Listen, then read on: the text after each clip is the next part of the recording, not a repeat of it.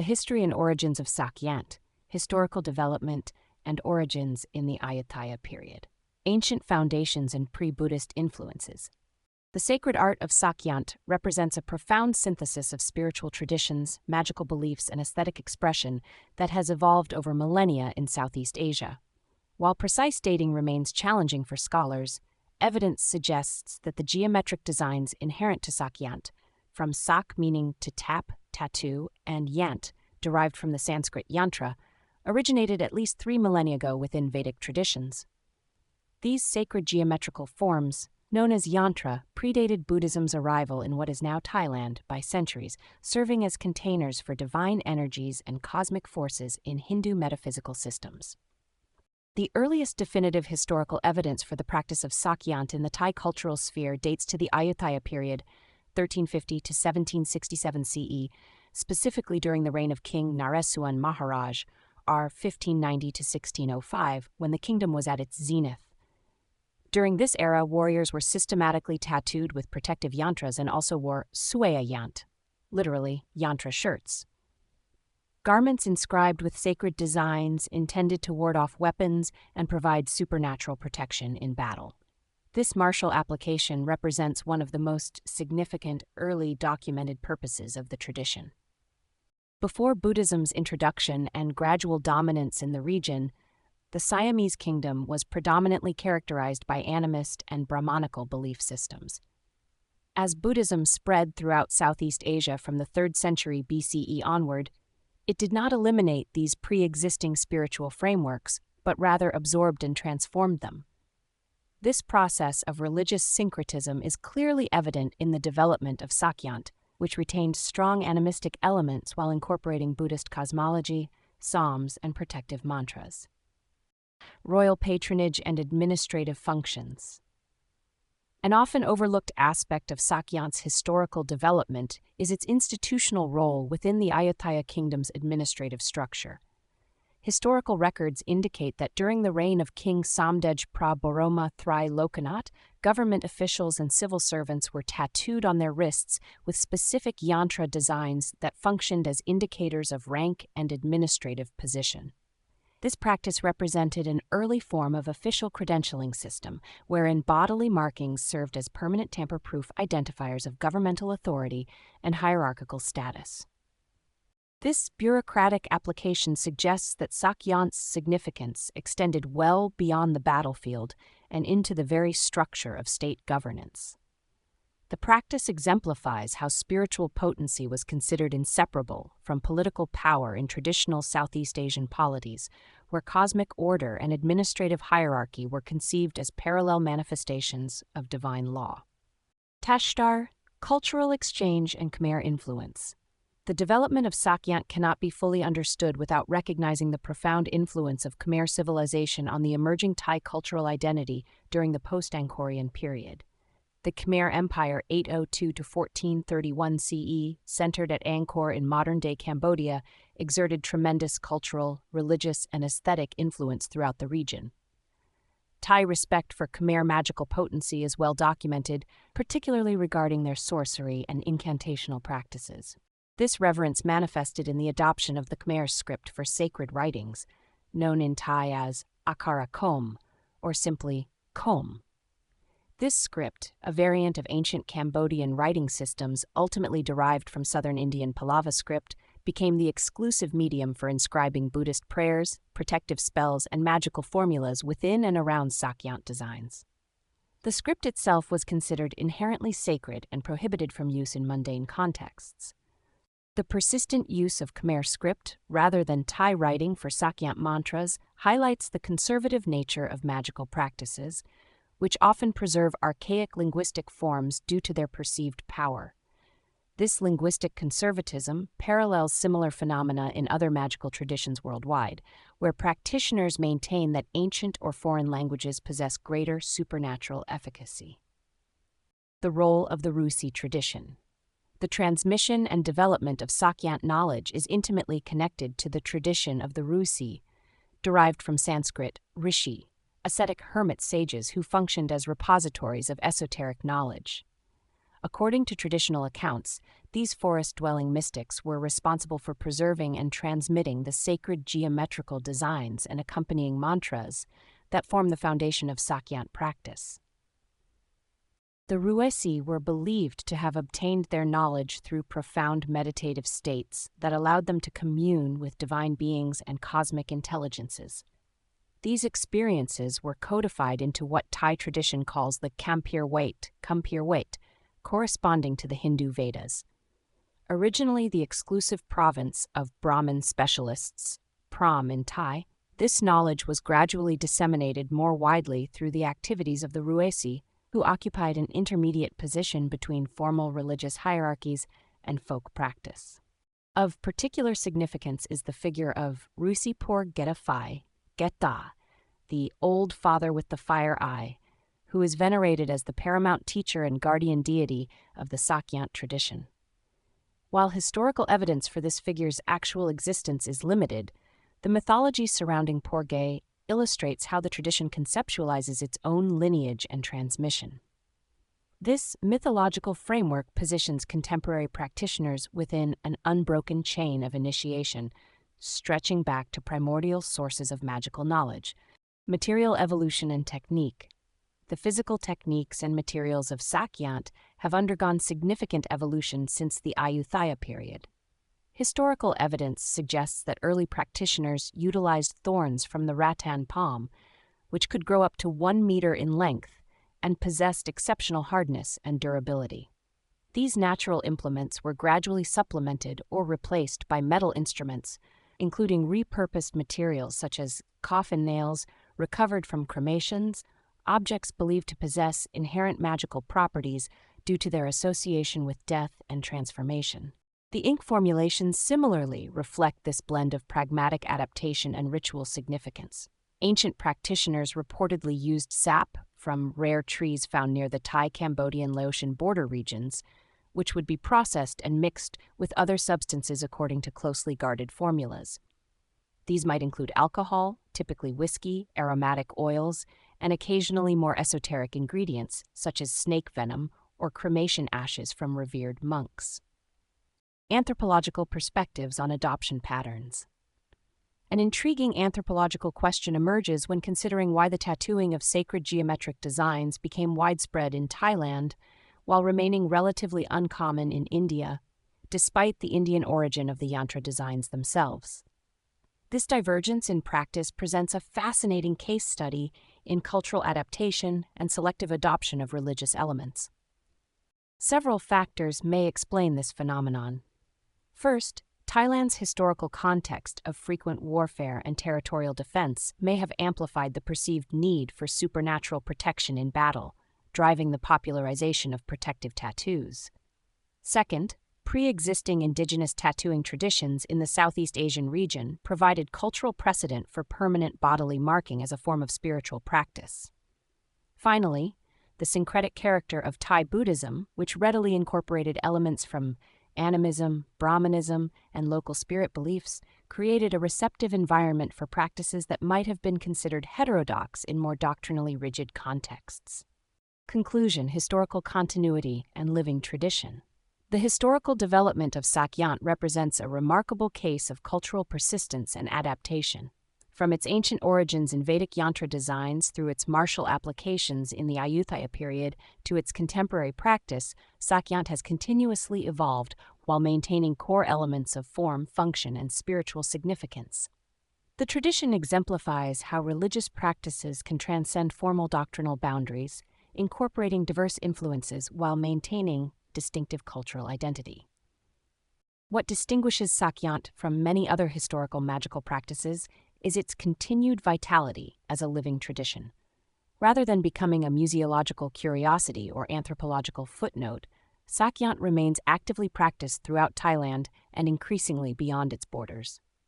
This persistence speaks to the tradition's remarkable capacity for adaptation while preserving its essential spiritual technologies and cosmological frameworks, a testament to both historical continuity and creative transformation in the realm of sacred practice. Sacred geometry and design elements in Sak Yant, meanings of circular, triangular, and four-sided forms, Metaphysical foundations of yantra design. The geometric structures that constitute the foundation of Sak Yant represent sophisticated systems of cosmological encoding that transcend mere aesthetic considerations. These sacred designs, known as yantra, yan in Thai, derived from the Sanskrit yant, yantra, function as microcosmic representations of macrocosmic principles, creating resonant fields through which divine energies are believed to manifest in the material realm.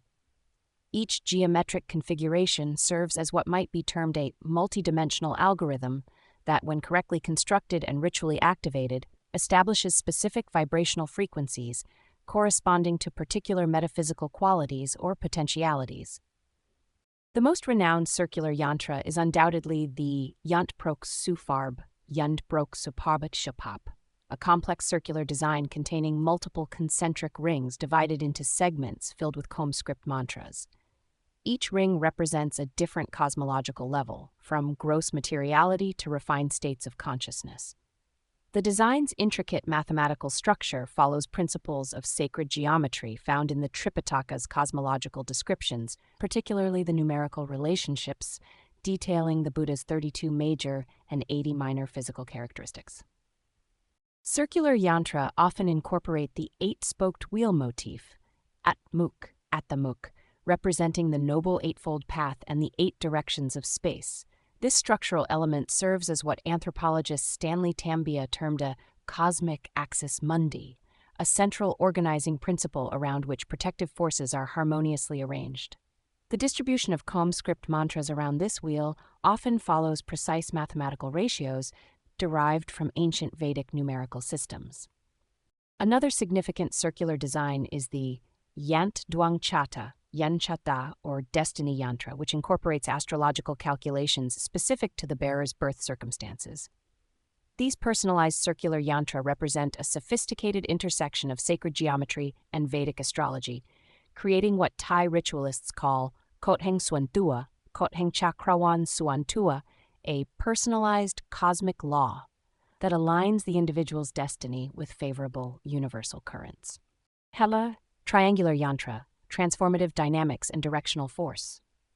Triangular yantra forms, Samliam Yun, Samliam Yant, embody dynamic principles of transformation, directional force, and hierarchical power relationships. In the esoteric understanding of Thai occultism, triangular configurations represent the tripartite structure of existence, creation, maintenance, and dissolution, corresponding to the trimurti of Brahma, Vishnu, and Shiva in Hindu cosmology, and to the three marks of existence, Trilok in Buddhist philosophy.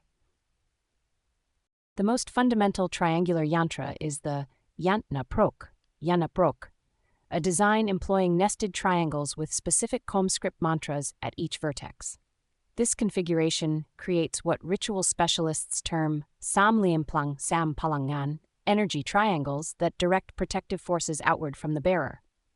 The mathematical ratios governing these triangular relationships often conform to precise proportions found in ancient architectural treatises like the Shilpa Shastra, which informed much of traditional Southeast Asian sacred architecture.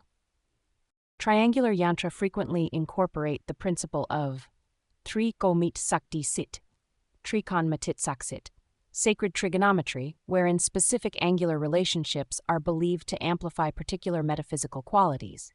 For instance, the acute triangular configurations in the Yant Trinising, Yan Trininke, are precisely calibrated to angles of 33 degrees, 66 degrees, and 81 degrees, numbers with significant numerological value in Theravada Buddhist cosmology, particularly relating to the 33 planes of existence and the 108 auspicious signs on the Buddha's footprints, 108 being 27-4, with 27 deriving from 3 Kru.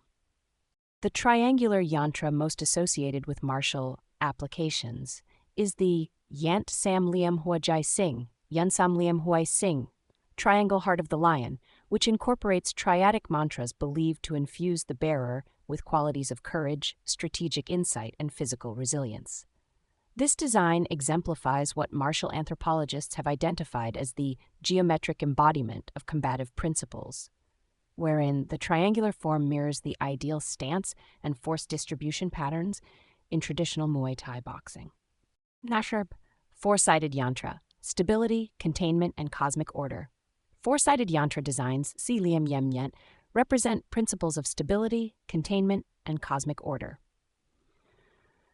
The quadrilateral form symbolizes the four primary elements, Tut Tangsi, earth, water, fire, and air, as well as the four cardinal directions, creating what Thai esoteric practitioners call Tut Klanghang Dulyapap, Chut Sun Klanghang Dunyafap, the centered point of equilibrium. The preeminent four-sided design is the Yant Tit, Yantbet Tit, or eight directions yantra, which, despite its name, utilizes a square base with 8 radiating points.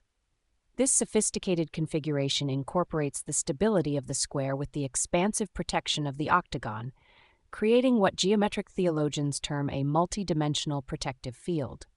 The design contains specific calm script mantras at each cardinal and intercardinal point, with the central space occupied by the Buddha's monogram or other sacred syllables.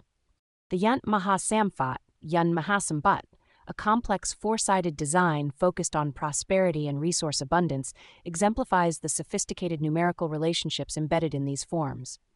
Its internal grid consists of numerological squares where rows, columns, and diagonals sum to identical values, creating what mathematicians recognize as magic squares. These numerical arrangements correspond to specific planetary influences in Vedic astrology and are believed to systematically attract favorable conditions through precise mathematical harmonization. Symbolic elements and metaphysical encoding. Beyond their basic geometric configurations, Sak Yant designs incorporate sophisticated systems of symbolic encoding through the strategic placement of COM-script mantras, Unalam spirals, sacred numerals, and mythological iconography. These elements do not function as mere decorative elaborations, but as integral components of the yantra's operational efficacy. Numeric values embedded within yantra designs follow complex systems of correspondence established through centuries of esoteric practice. The number 5, for instance, represents the 5 aggregates kanha kanha in Buddhist philosophy. When incorporated into geometric designs, it establishes what metaphysicians describe as resonant fields of disidentification believed to protect against attachment-based suffering. These zoomorphic designs represent a fascinating bridge between abstract geometric principles and personified magical entities. The tiger, sua, monkey, ling, and mythical birds like hongsa or garuda kruda are configured according to precise proportional relationships that maintain geometric precision while manifesting as recognizable figures.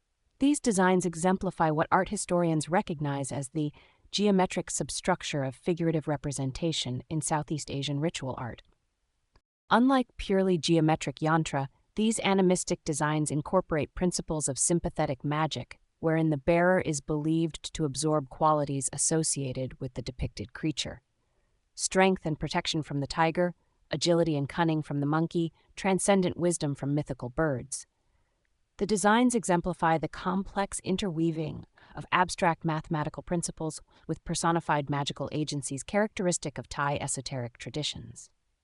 Conclusion: geometric harmonization and embodied cosmology.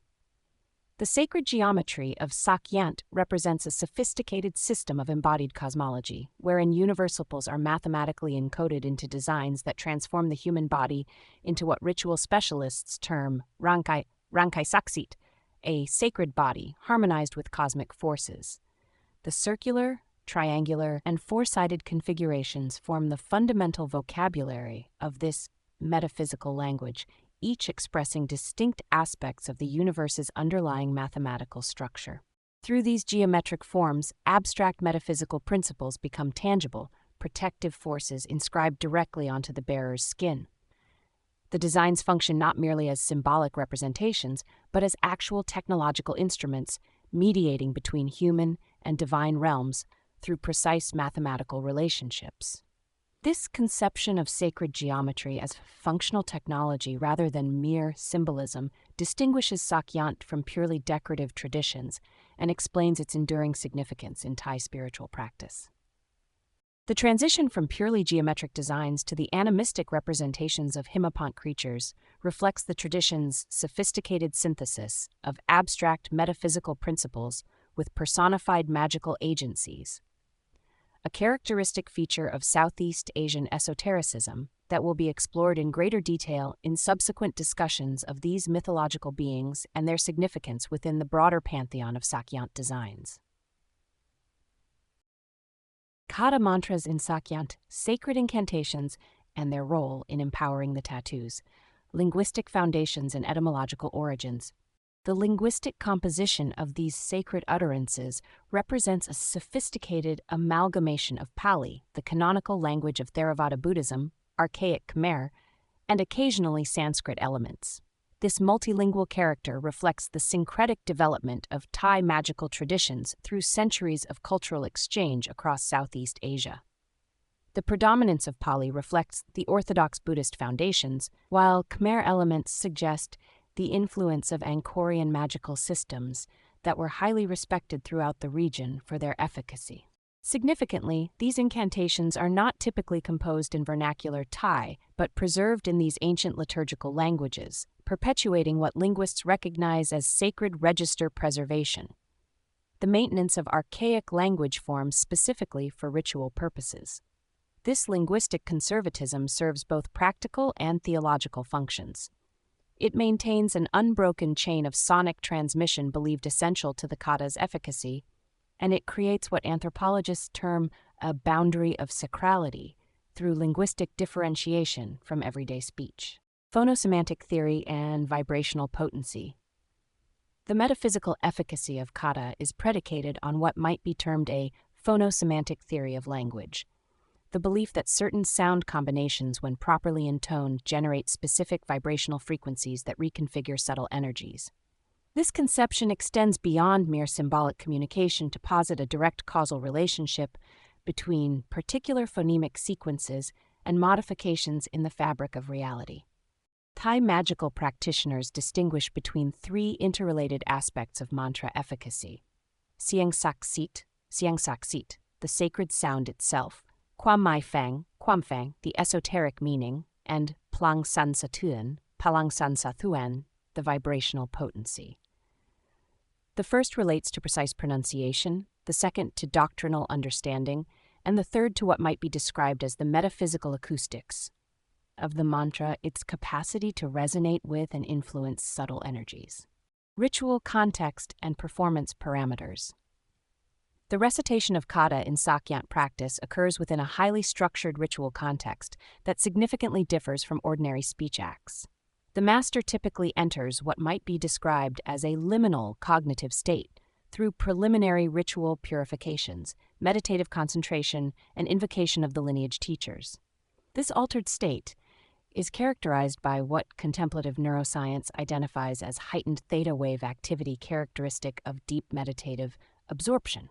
The final phase of this ritual sequence involves the master blowing upon the completed tattoo while concluding the mantra, a practice known as ponlum. This act is understood as the literal insufflation of the master's spiritual energy, transferring what Thai occult tradition calls lum, blan, vital breath, into the geometric design.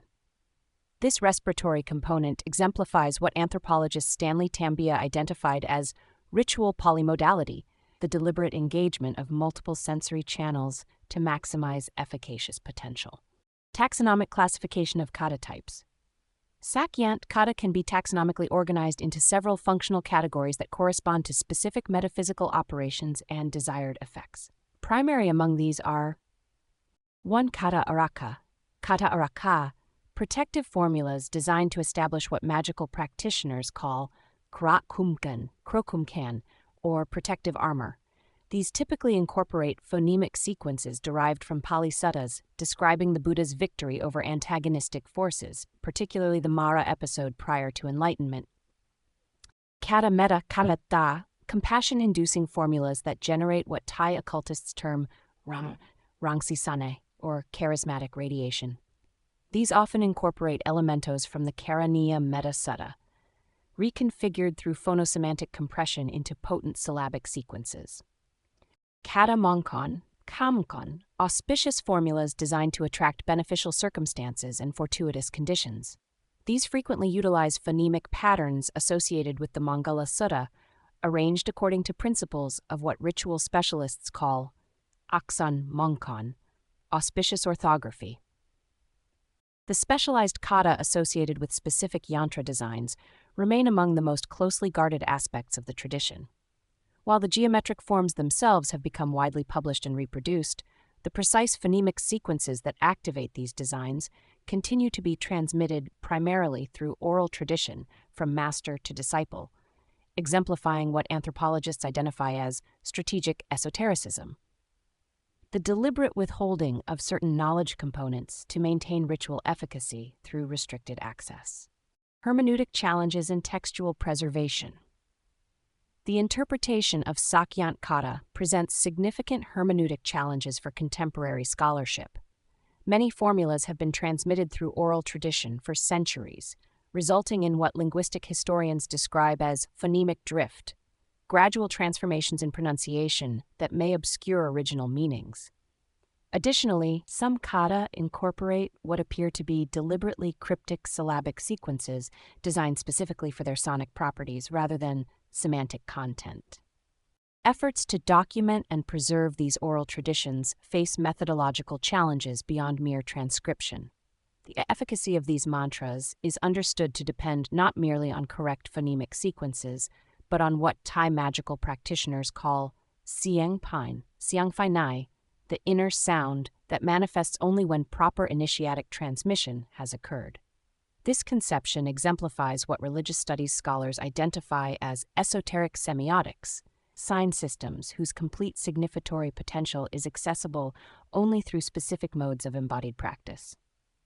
The intimate connection between these sonic formulations and their corresponding geometric designs exemplifies what esoteric traditions worldwide have identified as the correspondence between sound and form, a relationship articulated in the Sanskrit concept of nada bindu, sound point. In Sak Yant practice, the visible geometry provides what practitioners describe as a tu asai, the asai, a dwelling place, for the invisible energies invoked through mantra recitation. This integration of visual, sonic, and somatic elements into a unified ritual technology distinguishes Sak Yant from purely decorative tattooing traditions and explains its enduring significance in Thai spiritual practice. The kata component, though often less visible to outside observers than the striking geometric designs, remains central to what practitioners understand as the tattoo's metaphysical functionality, transforming what would otherwise be mere pigmentation into what Thai occultists recognize as plang shuit timi rup rang, vital force given form. So that was an automated spoken narrative from the first 3 chapters of my second book on Sak Yant Thai Temple Tattoos, Volume 2. Firstly going to be published for VIPs. So please support me and subscribe and like. And when the book comes out, please buy it. Yeah. And thank you very much for watching. Ajahn Spencer for the Sak Yant Project and the Buddha Magic Project, Sak Yant Foundation, and for ajahnspencer.com on my blog, and for my publications on thailandamulet.net, buddhamagic.net, and ancientamulet.com. And of course, I'm going to be printing these books and making a complete video of narrated story with different pictures that follow the narrative for publishing on the VIP channel, members channel on YouTube, and for download on my websites as a DVD video, as an MP4 video. So Ajahn Spencer signing off. Thank you very much for listening. And I hope you enjoyed it, because this was a PhD to master's degree level synopsis of the subject of Sak Yant Thai Temple Tattoos, taken from a new angle, going into much more depth through a different lens, a much more anthropological, historical, and serious lens. Yeah, and more accurate lens, and much more detailed. So thank you very much. Ajahn Spencer signing off.